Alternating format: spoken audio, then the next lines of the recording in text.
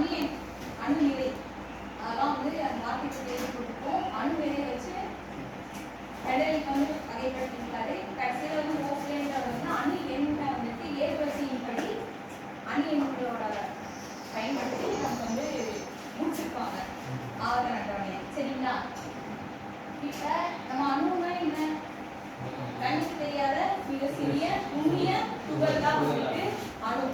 அணுன்னு எடுத்தீங்கன்னா அதுல proton, neutron, electron அப்படின்னு சொல்லிட்டு 3 பார்ட் இருக்கு.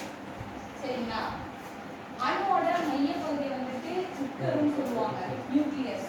ஸோ நியூக்ளியஸ்ல என்ன இருக்குன்னா புரோட்டானும் நியூட்ரானும் இருக்கும். சரிங்களா?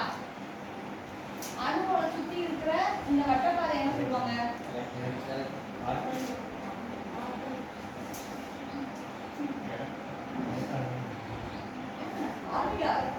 ஆர்பிட்டால். தமிழ்ல என்ன சொல்லுங்க?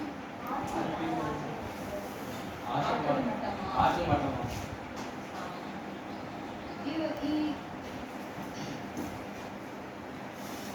அணுவோட உட்கருவை சுத்தி வந்து என்ன இருக்குன்னா ஆர்பிட்டால்ஸ் இருக்கு.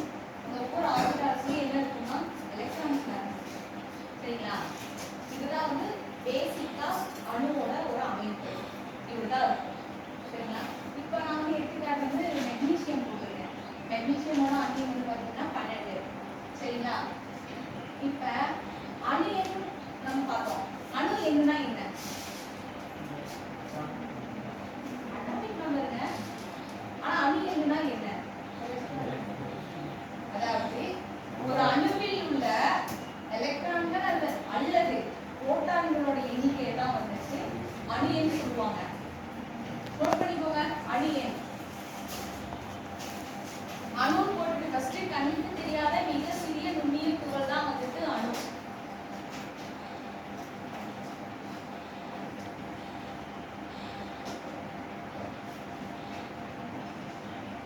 கண்ணுக்கு தெரியாத மிக சிறிய நுண்ணிய துகள் அதுதான் வந்து நம்ம அணுன்னு சொல்லுவோம்.